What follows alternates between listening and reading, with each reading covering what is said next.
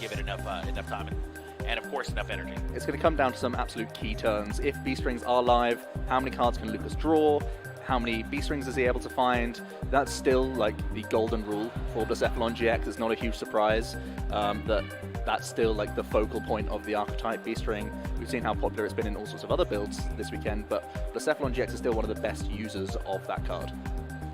And of course, Blacephalon GX is not on its own, right? It is paired with just about the best partner you can have in Naganadel right there.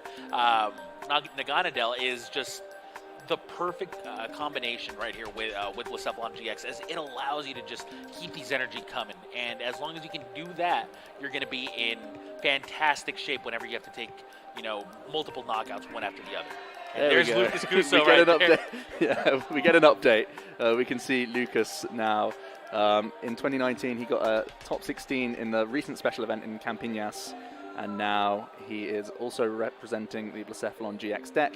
You can see that Stinger GX is one of the 4 cards that he's chosen to put on the slide here, and that's one of the reasons why he's into top 4 now, because that Stinger GX really helped out against Andre. Yeah, and you got to see 2 different Naganadel GXs right there. Mm-hmm. One thing I do want to mention before we get into his opponent's slide is I love seeing when these accomplishments are so empty, right? Like, it really just shows just how important this result is for these players, as they're just now starting to break through into the upper echelon of Pokemon. And as I alluded to earlier, Bryan, with that World's Top 32, a few decent placements, Top 32 in OCIC as well as the EUIC, all in 2019. So he's definitely come on in leaps and bounds in the last 2 years or so, I would say. He's testing with some of the best players from the Netherlands, his native country, and he's learning a lot from them and learning really quickly, which is really exciting to see. What an insane amount of results, by the way, at the international level. Just absolutely consistent, and that just means that you can basically expect to see him not only in day 2, but at the top tables at the end of day 2.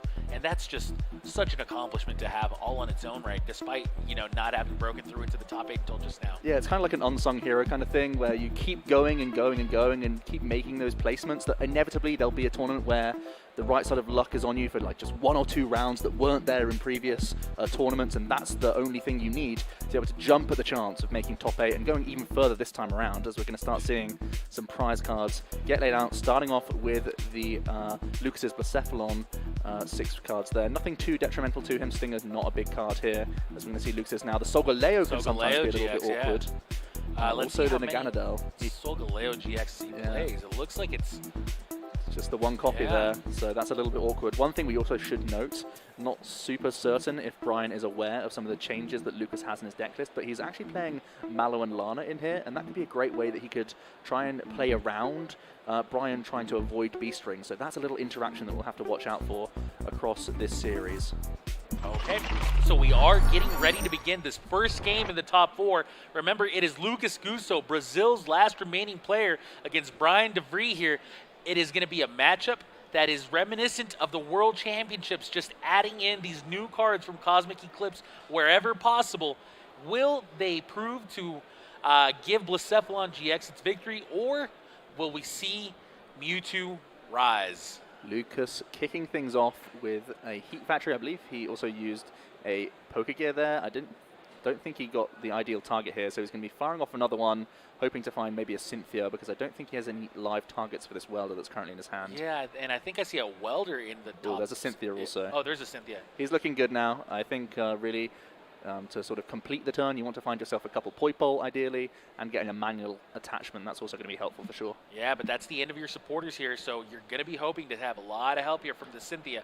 You're going to be shuffling in your hand, drawing in 6 new ones, but you need the Poipoles. They're an absolutely crucial piece of this puzzle, and you want them as soon as possible because they still have to evolve. And there's a lot of pressure on this on the 6-card hand from Lucas. Yeah, and Lucas, it's a really good point as well you make, because he only plays 1 Dedenne GX. He's opting for the heavier Naganadel GX sort of draw engine. He plays 2 Dragon type Naganadel GX and that 1 Stinger, so only 1 space for Dedenne. He doesn't have any access to Dedenne either. His turn's done. Oh man, it's over. Yeah, he just attaches the Fire Energy and passes the turn. Does Lucas, and now Bryan gets to start his first turn of the game. Kicking right off away. with the Heat Factory himself here. Drawing 3. Looks like he's also stumbled upon not the best of hands here. He might also be looking to Stellar Wish to get himself into a better spot. Yeah, well, at least he has access to Stellar Wishes. First of all, we see the Giant Hearth maybe going to be thinning the deck down a little bit before he decides to Stellar Wish. Yeah, he's also got Switch in hand as well, so there's a second Jirachi there, so he'll have a couple of bites at the cherry as he's going to first go for the Giant Hearth, throwing away one of those GX Pokemon, starting off with the Greninja GX that hits the discard pile, and he's going to go ahead and fish out 2 Fire Energies to improve the odds of Stellar Wish kicking things off. He's going to start looking through to see his prize cards. I'm sure he won't be too pleased that Solgaleo's in there. It's one of those cards that some Mewtwo players opt to even play 2 copies of, just to safeguard you from this sort of thing. So it's going to force Bryan to play slightly differently, I think, here. So what's the ideal trainer card that we can see from Stellar Wish? Well, I still think it's Welder. I'm pretty sure he's got Mewtwo's in his hand here, so I think any Welder you're pretty pleased with. You want to be accessing your powerful attacks, and when you don't have Solgaleo available to you, sometimes you do have to go all in. Looks like we find a Welder, by the way. Yep. That's, like I said, it's pretty much the best thing. It's still a focal point of both players' lists, and it just allows you to access all sorts of attacks, so definitely a good pickup from Bryan here. Yes, it is indeed a huge pickup here is the Welder. You were not wrong. There is definitely a Mewtwo and Mew tag team in his hand.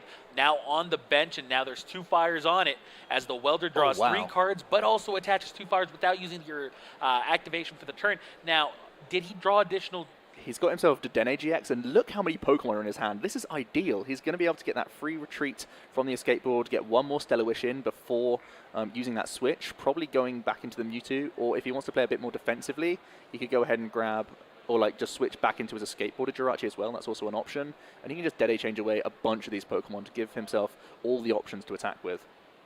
He could even be going for a switch attack, a switch play, manual attach into his Mewtwo and go for that turn 1 Double Blaze GX and really put Lucas on the clock, sort of smelling that Lucas had a pretty poor start. If only he had access to that Solgaleo there.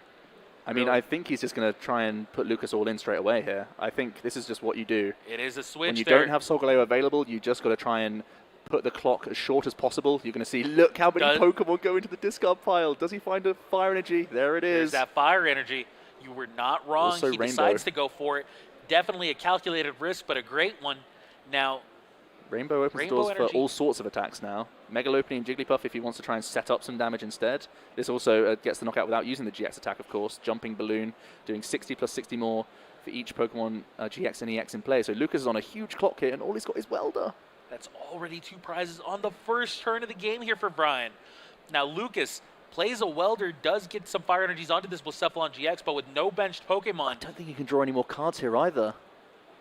I think he's in a horrible spot. He can Mysterious Treasure just to find himself a Poipole to not lose the game, but you know, Bryan's already got like guaranteed knockout to take Lucas off B-String because he's put that Double Blaze, Reshiram and Charizard into his discard pile already. Yeah, I'd so say even though Lucas can use a reset stamp here, I mean, the game's already just been put on such a short clock here by Bryan being so aggressive with a fantastic turn 1. Yeah, you say not lose the game. I would use air quotes there because the truth is instantly. I mean, yes, despite your you not being wrong there, it's really just delaying the inevitable. It really does seem like, given this start from Bryan and given the start from Lucas too, there's just too much of a discrepancy in we're going to see the bursting burn in the power there, and instead all we're able to see is a bursting burn there from Bryan's already Lucas. got Switch in hand. This is not going to be a problem for him at all. He's just storming through here. As soon as Bryan clears the path of B-String, he's got to be feeling good about this. This is huge. That's we may even see a concede from Lucas, to be honest. I think he's in such a poor spot here. Mewtwo and Mew no longer confused. Jirachi now debating what else he can do. Like, really at this point, all he wants to do is remove all bad draws out. That's all he needs to do. Remove every bad draw that's remaining in your deck because, you know, something wacky has to happen for you not to win here. It's got to be like a combination of horrible bursting burns and you missing a bunch of switching outs to close the game at this point because Bryan is miles ahead. Yeah, I mean, realistically, I think I would just try to avoid being too vulnerable to a reset stamp if possible. For sure. I think that's my main the weak concern guard energy at that is point. really good here as well. But I mean, geez, man, there's just so much. Look at this. It's just amazing so from much Bryan. damage output out of Bryan from the beginning. I mean, this was just an explosive start if I've ever seen one. really, really punishing Lucas's suboptimal Cynthia. This could be the fastest top 4 match of all time. Well, I wouldn't write Lucas off just yet. I still think the matchup is pretty even, but it's just the contrast of Bryan getting the stone cold best hands possible and Lucas getting the stone cold worst hands possible, pretty much. About as close as you can get, that's for sure.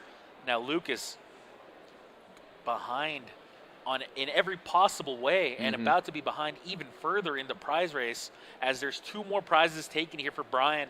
Bryan down to 2 prizes remaining. Lucas still has 6 left. Only a Poipole in play. Now 2 of them. Naganadel GX reset though. Stamp back down to 2. And Naganadel's here, Cynthia for a fresh 6, but again, he's fighting from behind. He needs a lot to even consider a way back into this game. I feel like it's going to be more bursting burns that sort of buys him time here, because he's going to have to slowly develop a bunch of energy cards. I don't see any other way. Yeah, the truth is that, I mean, although Lucas had about as powerful a turn right now as he can have so far, there's just, I mean, you see the B string. That's just insult to injury, right? I mean, there's not much you can really do here.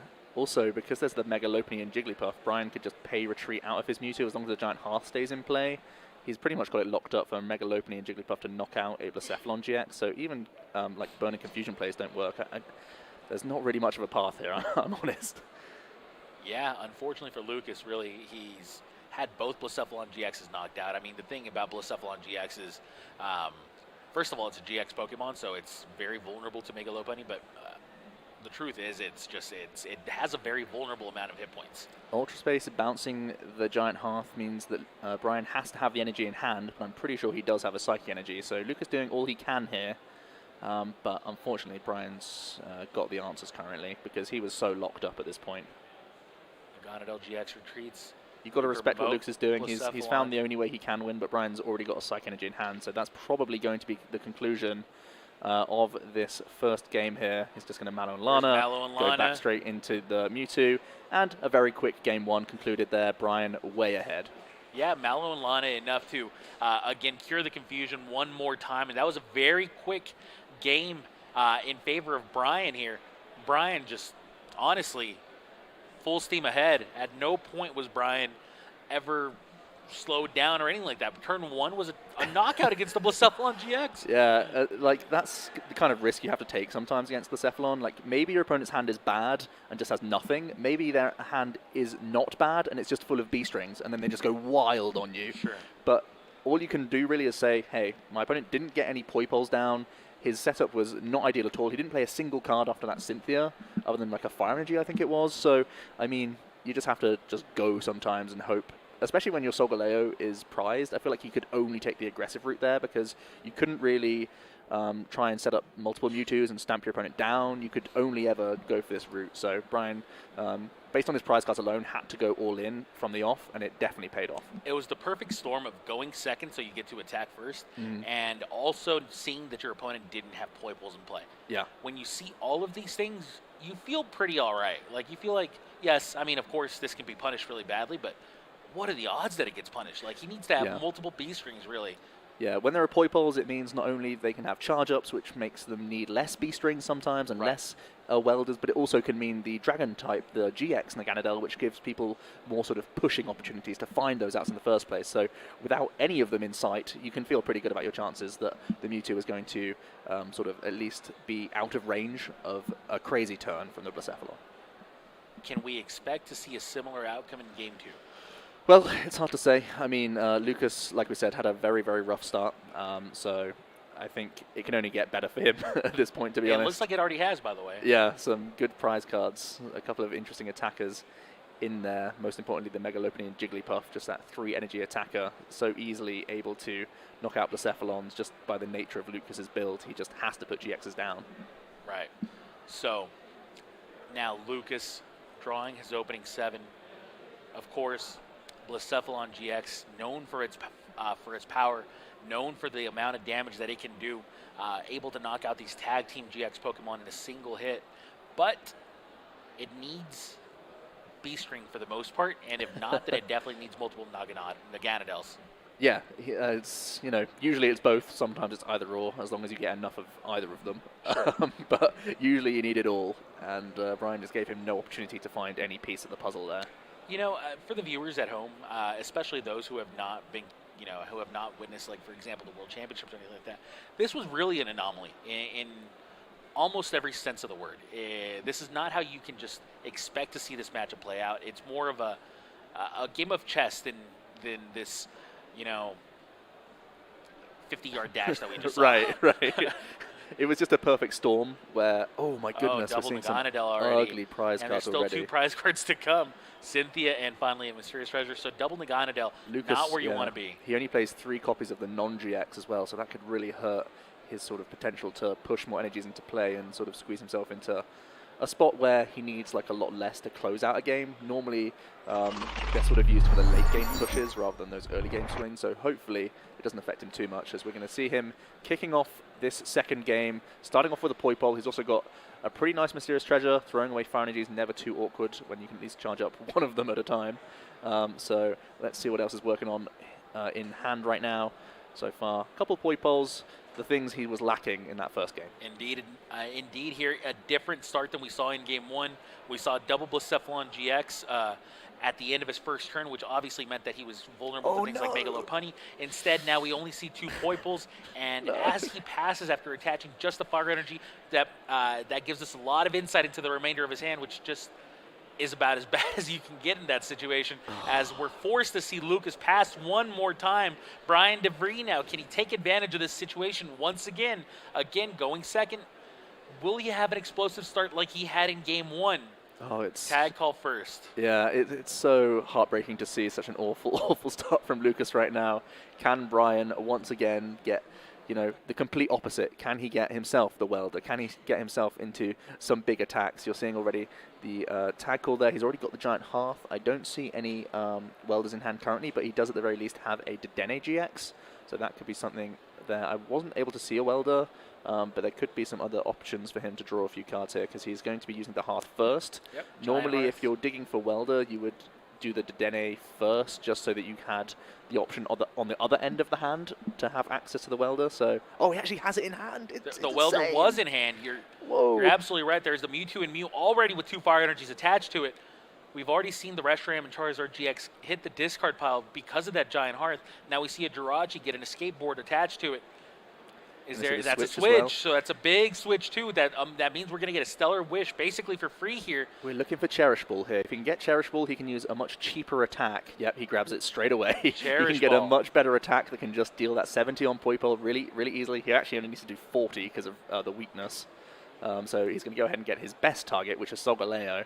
And he's got a second Mewtwo in hand, I believe, as well. He took from the tag call. So he's going to be able to get, I think, 4 energies into play this turn and take a knockout. So, yeah, this is crazy. Actually, 5 energies, because he can also manually attach. Bryan again with a crazy good start. Bryan De Vries saving his luck for when it matters most. This is when you do it, man. Yeah, so there's that Dedenne changing into 6 new cards here for Bryan. Remember, we already see the Solgaleo in the discard pile, which means Mewtwo and Mew will be getting a knockout against this Poipole, this poor little Poipole. And we're going to see a Mewtwo and Mew in the bench as well, so we're going to see him power up this Mewtwo and Mew on the bench. That's going to mean 4 energies total at the end of this. 5 energies total. You're not wrong. Yep. Yeah. 5 energies total at the end of this first turn. And well, we see Lucas, a basic. Lucas again forced to just. I mean, maybe he can Giant Hearth to thin. I mean, yeah, you just got a Giant Hearth, I guess. Horrible spot for him. Giant Hearth. He's going to Mallow Lana to move the Poipole and try and protect it. Maybe improve some draws. Attach an energy to the bench as well. He's got to use. I mean, he's just going to pass. Doesn't even Giant Hearth really. Man, Bryan's to just pass really in great shape. Bryan, one more time. Remember, here's the thing, is even if Lucas starts drawing the right combination of cards from here on out, he's already going to be 2 prizes behind. That's going to mean just 2 GX knockouts for Bryan. This is where Bryan wants to be, despite, Lucas giving it his best effort. It's just the deck is not cooperating with him. Absolutely, and we're going to see Bryan go ahead, grab that Dragon Naganadel of his own. Not quite as versatile as it is in Lucas's deck. You simply use it for the Venom Shot most of the time. And he's going to pitch it straight away with the Giant Hearth. He had another welder in hand, so the amount of energies coming into play from Bryan is, frankly, silly.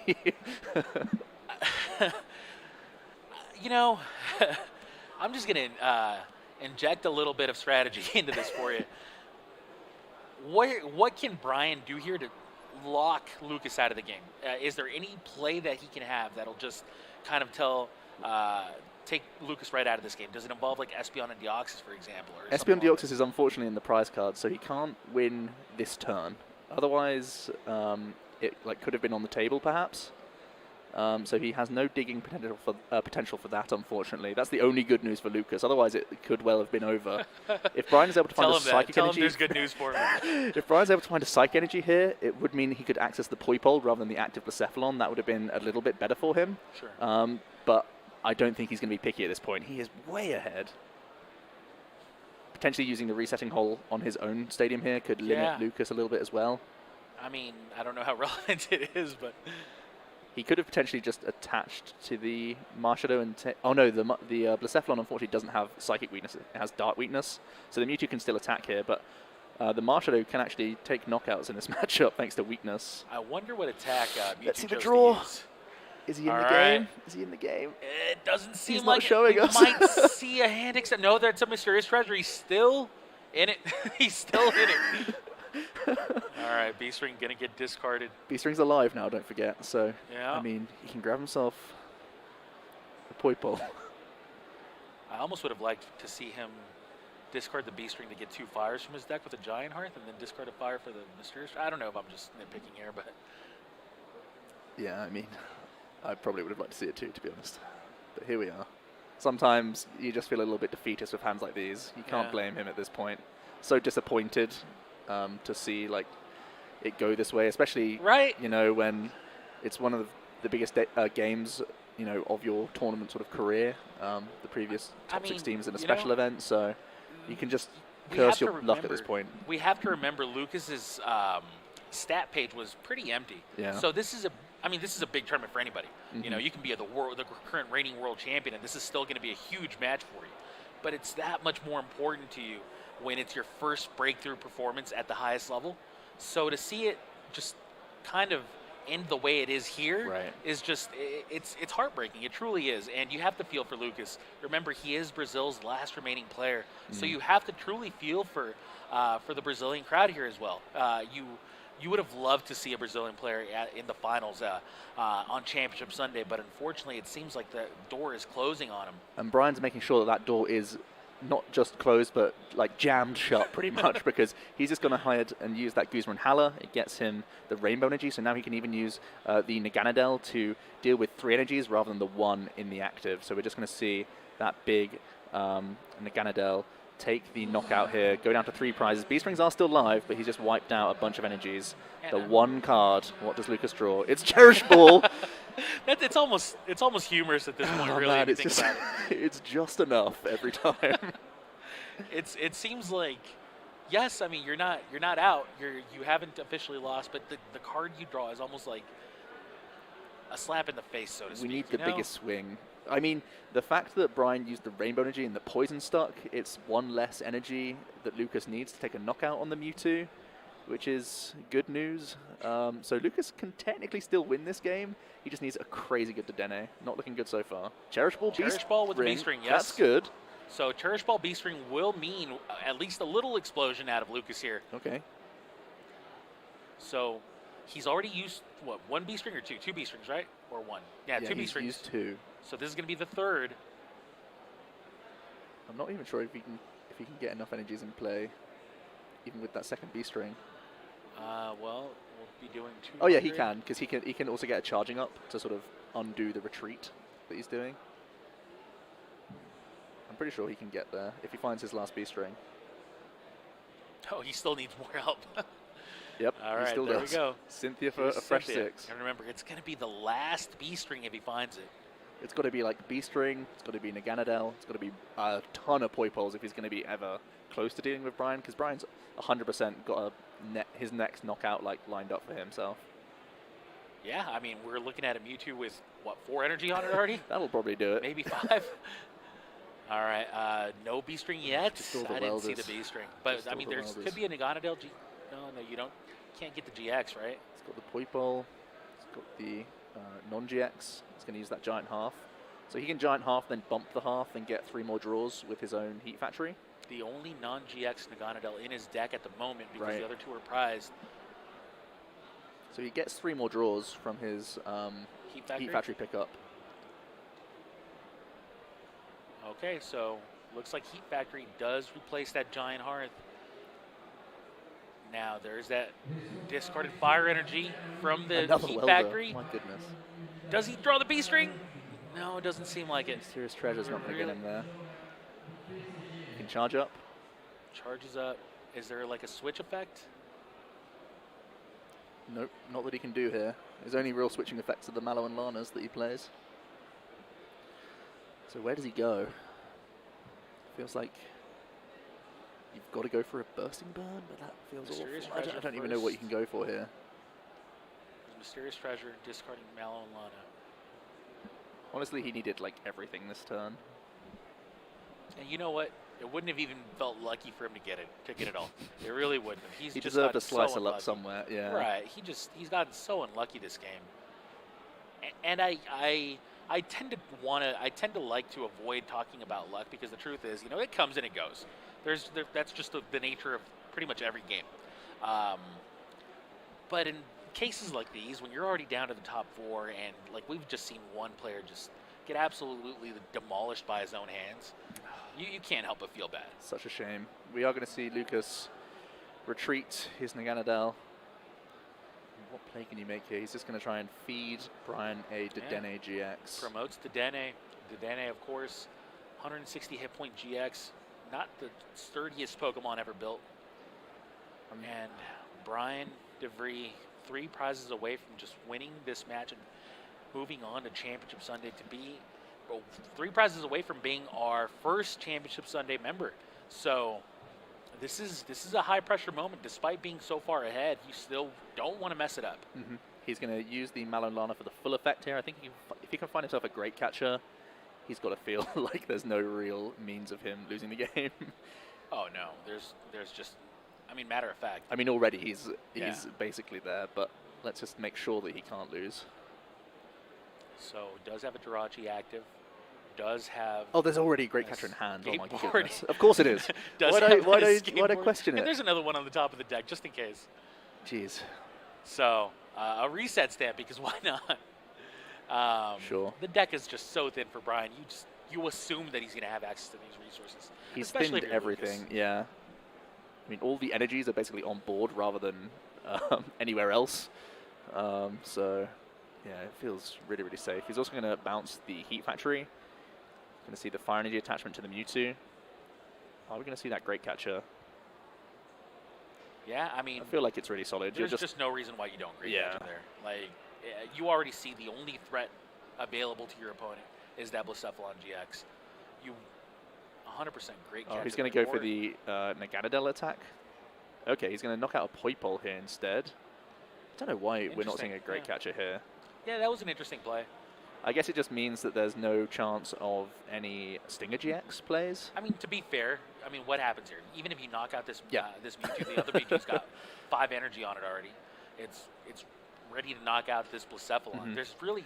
in theory, if there's like a reset stamp now and a Great Catcher that knocks out the bench Mewtwo, you're a little bit less safe. I guess that's the only query I have. Also, yeah, that's fair. Because you'll be left with a Mewtwo with only 2 energies on, when you could just Great Catcher and do like a Flare Strike instead. Well, there's Ultra Space now finding this Blacephalon GX. Really, you have welders as well. Yeah. There's plays he can make. Unfortunately, his hand is just, multiple it's welders. still just welders. Yeah. It needs so Ooh, much help. Great There's Catcher. a Great Catcher, though. Can you combine it with a Reset Stamp? Not quite. No. I think he only plays 1 copy of Reset Stamp. So, Great Catcher could at least bring up this Mewtwo with so many energy on it. I believe it's 5. It's just going to be so painful for him. It's the play he has to make, but... Yeah, otherwise you literally just lose. Yeah. So, we go with the Great Catcher. Promote the larger Mewtwo. Yep. Pay retreat. More energetic Mewtwo. The Blacephalon GX now comes up It's got to be all ready 6. to go. Ready to There we fight. go. Let's go. And down goes Mewtwo and all of its energies, 3 prizes taken here for Lucas. Is it enough? Is it enough to bring Lucas back into this game, or will Bryan be able to close it out? Jirachi now with a Stellar Wish as well available to it before we even have to do anything for Bryan. Bryan seems to be in such great shape, but how does he close this game out? Does he have access to that Mega Lopunny, or is it still prized, for example? Still prized, I'm pretty sure. He does find Psychic Energy, which is a big deal. What's his avenue for victory right now for Bryan? Is it still just getting a welder? It may be. It looks like he doesn't have any attack that can deal with a Dedenne GX. With There's a a Great welder. Catcher. No energy, though. Wow. We do see, obviously, there's Stellar Wish available. If he has any more Stadium cards, now's the time to find one. A Giant Hearth would be so timely. I'm very surprised that Bryan, you can see Bryan shaking his head. He's like, why did I go for the Meganadel attack? I could have gone for many other safer options. Yeah. Really? Really, that's true. All right. He's going to have a count through how many energies he has left. There's a lot in the discard pile. He still feels favored to me. We're going to say, oh, he sees the GX. Okay. Oh, there was the miraculous duo. So which he GX took his attack did you go time. with? He used Mewtwo's attack. Of course. Mewtwo can Oh. attack as well. We were so focused on the discard pile that Mewtwo's right there. Okay, The well, fact that that he didn't doesn't see it do. straight away slowed us down a lot. We assumed he would just know Jeez. his own deck, but he got there. He got there. Okay, all I feel silly smiles for for not seeing both it. players Yeah. as, you know, and Lucas is smiling, shaking his head. He knows that there was nothing he could have done. Literally, that game was out of his hands. That match was out